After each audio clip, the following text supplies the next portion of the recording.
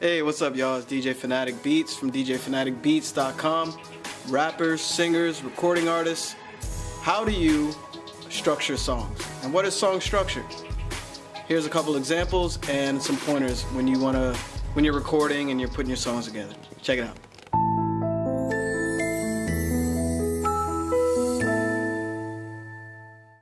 As you can see, I got this Paint 3D up, and I'm just going to show you some examples of song structure. I have a few examples ranging from hip-hop, R&B, and pop, and I know a lot of artists don't really know what song structure is, and also I'm just going to give you some pointers to help you out how you can discover song structure on your own. If you haven't subscribed, please hit the sub button and the bell, the notification bell, so that way you become part of my notification community and you're able to see all the videos that I post on here in the regular, and you're able to see them pop up, on your feed there. And I did another video recently for recording artists that a lot of people are hitting me up saying that they like, so I'm glad I'm able to help, and that's what I'm aiming to do on this video here.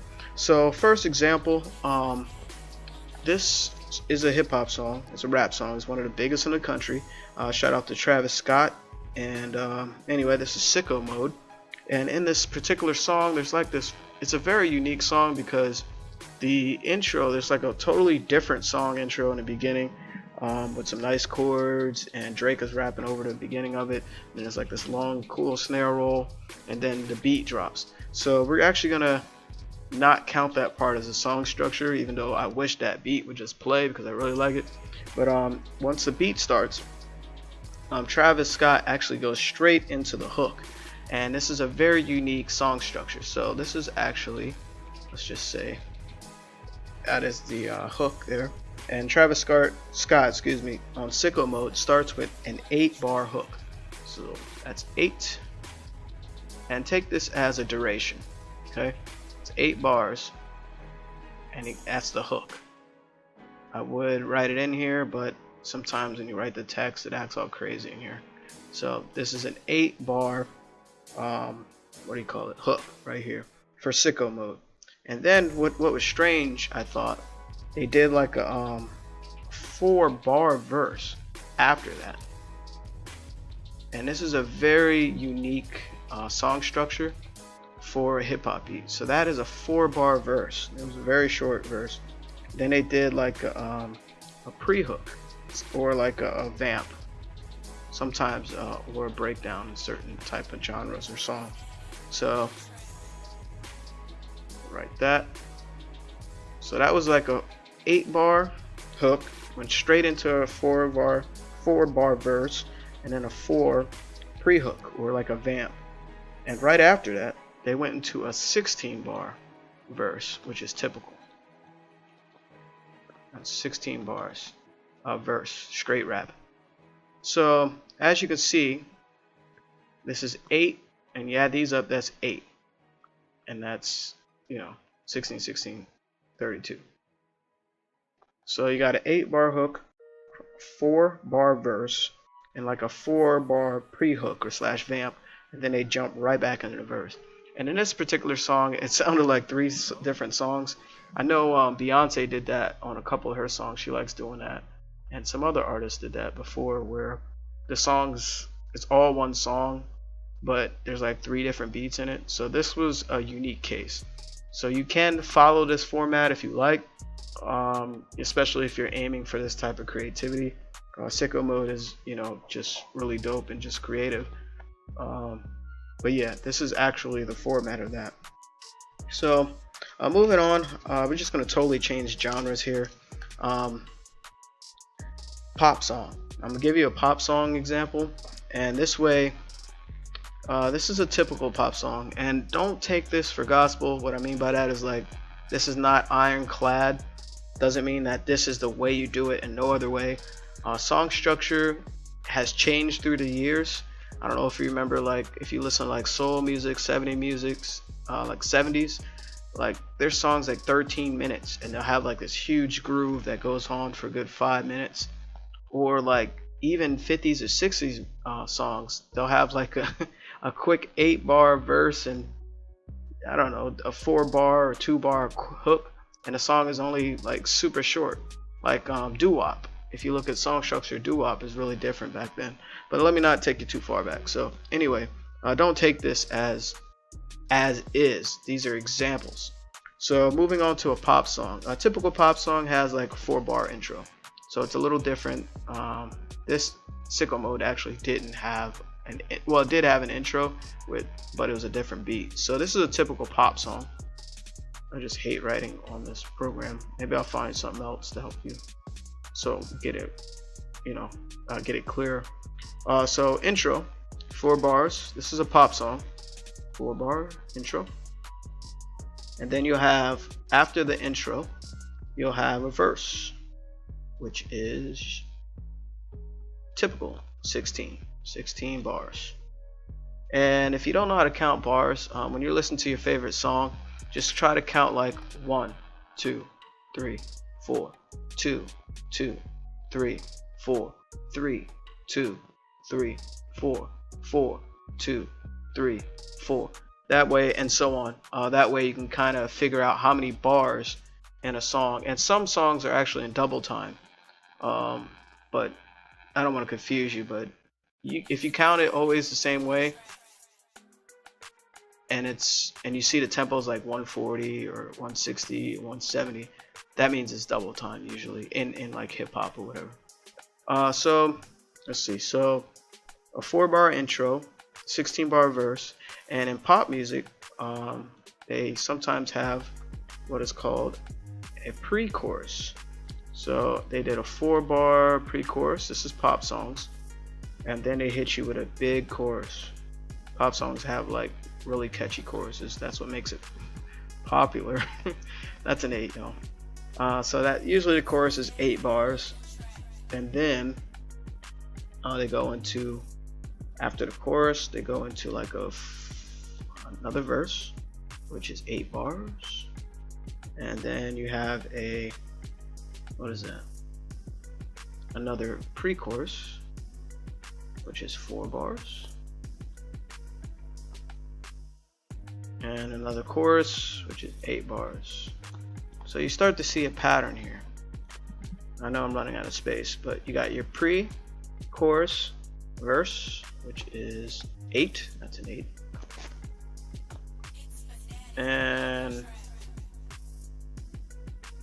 And then you got your pre again, and then you got your chorus again is 8 bars. And usually with pop music, being that it's so short, if you noticed, well, it looks short, but usually the tempos are a little faster in pop music. They'll have, right after this 8-bar chorus, they'll have a bridge. The bridge can be like a key change. I don't want to get too technical. I just want to, teach you song structure. But the bridge can be like a key change. Let's just continue this down here, which will be 8 bars usually. The bridge actually is something that takes you on a journey musically. A lot of times, if you listen to like old school music, or like, the bridge kind of changed over years, especially in hip hop. They'll just do like a breakdown or whatever, but like in pop music or R&B, it's a lot more dramatic. There's like a lot of chord progressions, key change, or like a huge dramatic breakdown, and then after that journey that it takes you on emotionally, it brings you back to the chorus, which is home, the place that you feel safe in the song, or the part of the song obviously you remember. A lot of times, it's like it's breathing. You got your intro, you got your verse. I'm gonna talk to you a little bit, and then I'm gonna break it down before I tell you what the song's about. This is the chorus. Then I got the verse. I'm gonna talk to you a little bit again. Here's the pre-chorus. I'm gonna break it down and hit you again with the chorus. This is my song, and then it's gonna, I want to take you on a journey. I want to let you know that this is a special place, and then it builds up this emotion right here, and then boom, right here, this is your chorus again. And then after the chorus, you can probably repeat it, or just let the beat ride out, or the song ride out, and just ad-libs or whatever. So that's a typical pop song. A lot more dramatic than the Sicko Mode. That Sicko Mode is actually an interesting example, but I just wanted to, give you a format of that. So let's erase all that, and let's do an R&B song. Yeah, let's do R&B song. So let's change that. Erase all that. And I'm gonna give you some pointers at the end of this video, so that way, you know, you can learn how to write songs and structure. And sometimes beats are actually already structured for you. You can kind of listen to them and count bars and figure it out on your own. But anyway, the next song that we're gonna do is an R&B song that I like a lot by 7 Streeter, and it's called Yearnin'. It's pretty new. In this particular song, they have a short 2-bar intro. Look at that too. Man, it's crazy. Alright, so there's a 2. Not a question mark from the Riddler. Come on, man. There we go. I'm gonna learn the text because the text is crazy. See, look, watch this. I put a 2, right? And let's say enter. Not enter. Then I deselect. Ah, it's working now. It didn't work before. So let's undo that. So now it won't work. You see that? 2. Enter. Deselect. So there's a 2-bar intro. Let's go back to brushes. Yeah, let's go marker. So, and then she went straight into a verse. Like I said before, you can go into a chorus, but a lot of times I notice R&B goes into a verse. And she did a typical 16-bar verse. And she's killing it. I don't want to keep going back to text, so that's a 16-bar verse. And that's a typical, if I haven't said it enough, because if you remember, I don't know if you ever heard of it, but a lot of producers and record execs or studio heads or whatever, they ask rappers, yo, you got a hot 16? Yo, you got a dope 16 bar or whatever? Let me hear your 16. You know, when people audition and whatnot. So that's what I mean by typical, because if you listen to a lot of urban music, it's 16 bars. So next she goes into like a pre-hook intro, and that's this particular song. It was based on the producer. It's like a sample bass beat, and they did like a 2-bar hook, pre-chorus, pre-hook, same thing, and then it went straight into the hook, which was 8 bars. After 8 bars, they did a break, like basically the same thing as this.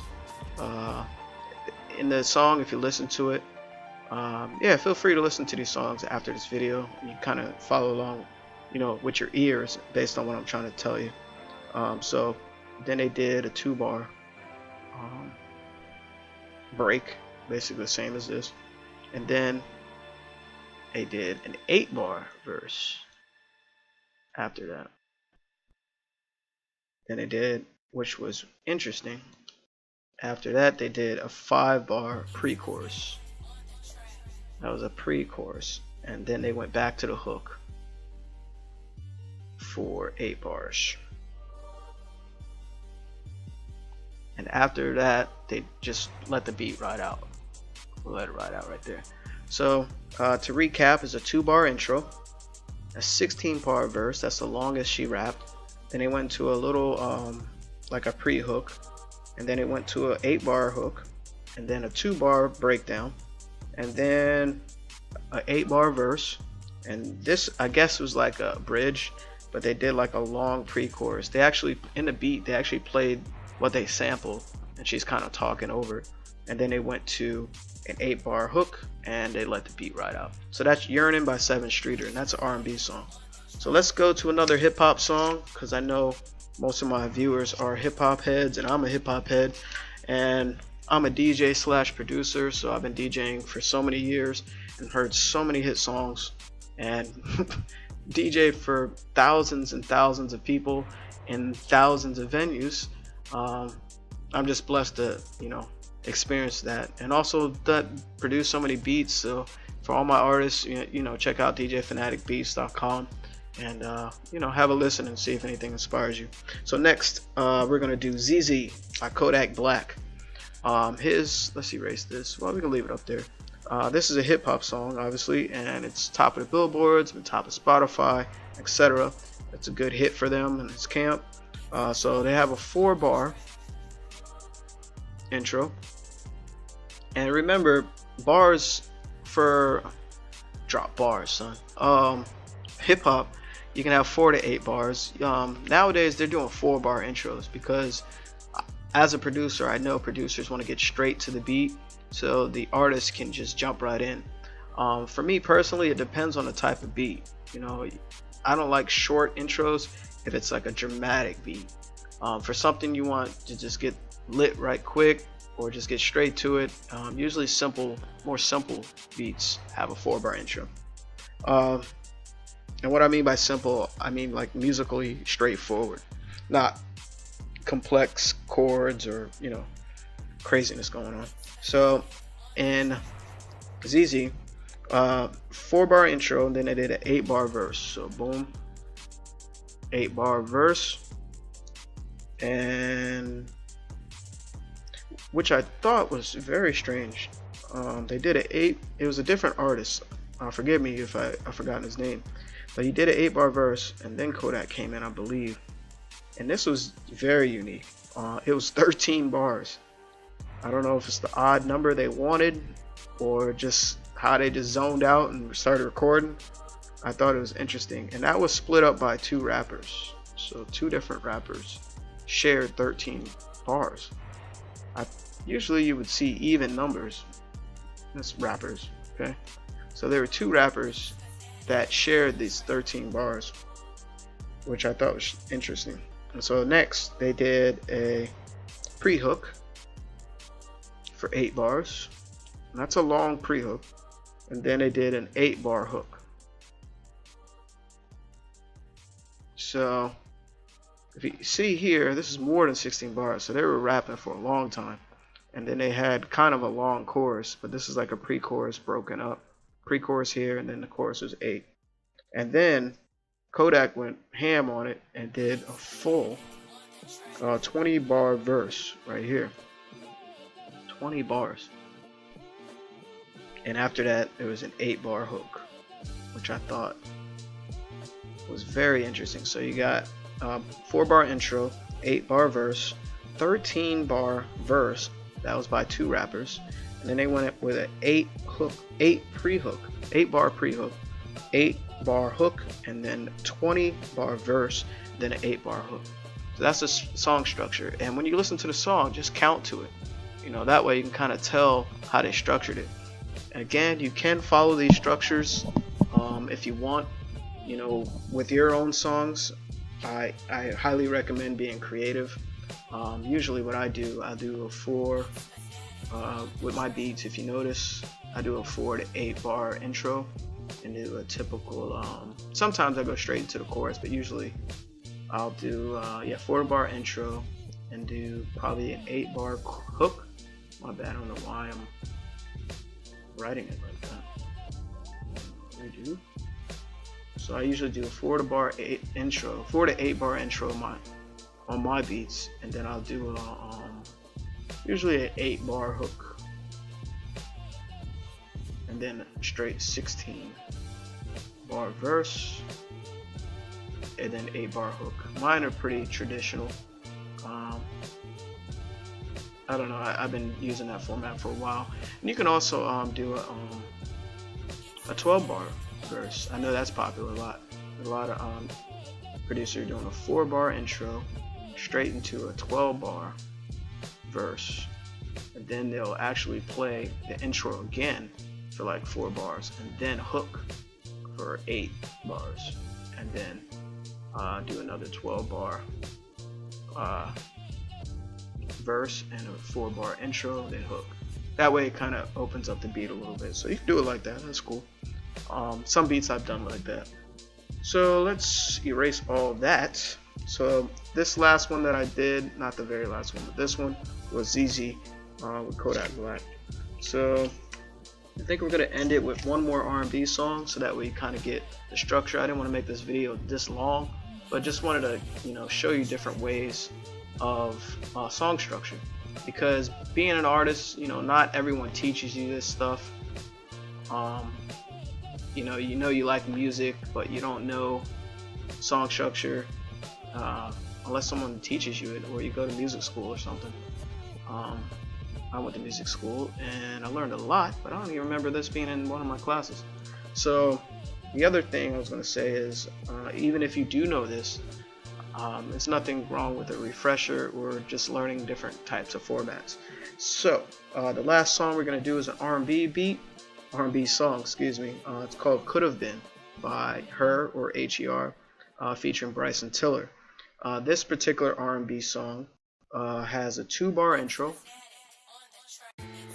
which is dope, and I really like the songs. Then they did a pre-hook.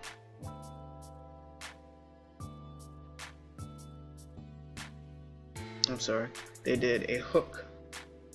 It was a 6-bar hook, which was interesting. But if you notice, 2 bars and 6 equal 8. So it's kind of like an 8-bar intro almost. So it's kind of like you have an 8-bar intro, but usually this pre-hook kind of ramps it up a bit with vocals and instrumentation. So as you listen to it, you'll hear like different things they brought in at this 3-bar mark after this intro. Next they did a verse, which was dope. Her did an 8-bar verse, and the hook came in nice and smooth right here for 8 bars, and they did a break after it, or like a vamp, like a breather. You know when they say let the beat drop or let the beat breathe or whatever, that's what this is. So that's like they did 4 bars here, a break, and they did a break before Bryson came in. And shout out to Bryson Tiller, man. Knew a producer that made some music for him. Crazy talent right there, really dope. So you got a 4-bar, what is that, break or vamp, like breaking the beat down, and then they went into an 8-bar verse right here after that. This is not symmetrical, as you can see, but you get the point. So after that 8-bar verse, they actually didn't go back into go back into a hook. The hook was once in the song, and then they went to an 8-bar breakdown actually. So after that verse, they just did like a breakdown at the end, which was kind of cool because it's not a typical R&B format. So a lot of times with R&B, let me just do a recap of this song. It's called Could Have Been. It's Her featuring Bryson Tiller, and they started out with a 2-bar intro. They did a what was I looking at? I was tripping. I'm so sorry. Then they did an 8-bar verse, and then I ruined it, some of it. My fault. I skipped the whole thing. My bad. Please don't hurt me. So you got a 2-bar intro, an 8-bar verse, and a 6-bar hook. So the hook is 6 bars, and then you got a 8-bar verse after the hook, an 8-bar hook. And notice that hook is longer than this one. So they did a full hook here. And then they did a break for 4 bars. And then they did a verse for 8 bars. That was Bryson's verse. And then an 8-bar breakdown. So I got some of it right, most of it. So you got a 2-bar intro, an 8-bar verse, a 6-bar hook, an 8-bar verse, 8-bar hook, 4-bar break, like a breakdown, and then an 8-bar verse, and then an 8-bar breakdown. So that was the format of that song. Usually with R&B, sometimes they'll just have there's really long intros. You can have a 2 to 4, even 6 bar. Sometimes 8 is rare, but you can have a 2 to 4 or 6 intro, and then just go right into the verse. You can do an 8-bar verse, and then you can do an 8-bar chorus, a hook, chorus, same thing, and then just do an 8-bar verse. And as you're writing your songs, you can kind of format them, just write them out like this, or listen to the beat, just listen to how it changes or breathes. More advanced or established producers know song structure, and they'll make it in their beats. If you notice, some producers don't even do a format, they'll just have the same thing playing over and over, and that does give some creative opportunities for the artist to kind of do what they want with it, but it also limits them if they don't feel anything creative or the beat doesn't move them in a way to make a type of song format. So anyway, how many examples was that? You got a hip-hop song, you had Sicko Mode, you had pop song example, you had R&B Yearnin', 7th Streeter, you had ZZ, right? Yep, hip-hop beat, and another R&B by her featuring Bryson Tiller. Could have been. So hopefully that was able, I know it was just horrible writing here, but hopefully I was able to break things down for you, to give you some examples of song structure. And the tip I wanted to give you here now is you can always just listen to your favorite artists or songs that move you, right? And count in your head the beats. Like you can also Google song structure, and it gives you some good graphs on how songs are made, and make sure it's current, because some of the older stuff, they don't make songs in those structures anymore. But it doesn't mean that one thing's right or the other. You can always just try different stuff. But Googling it and just reading up on it, or go here on YouTube, just type in song structure. You might see a couple things there, or you might run into my video again. But yeah, I just wanted to give you some examples. But the tip I do want to give you is always listen to your favorite songs and count in your head the different parts of the song. That way you can kind of just redo that format based on what you want. And also the other tip I mentioned earlier is like listen to the production of the music and let that guide you as to what part you want to put where. Usually the chorus is where most of the instrumentation is. Sometimes it's in reverse. Sometimes they take out instrumentation so the artist can shine more with their vocals for the chorus. So you kind of have to pay attention to those differences. So anyway, I hope that this information helped you. I hope it's gave you some guidance with it. I'm gonna stop talking. It's DJ Phanatic from DJPhanaticBeats.com. Always go there for some beats. It's buy one get two free, buy two get four free.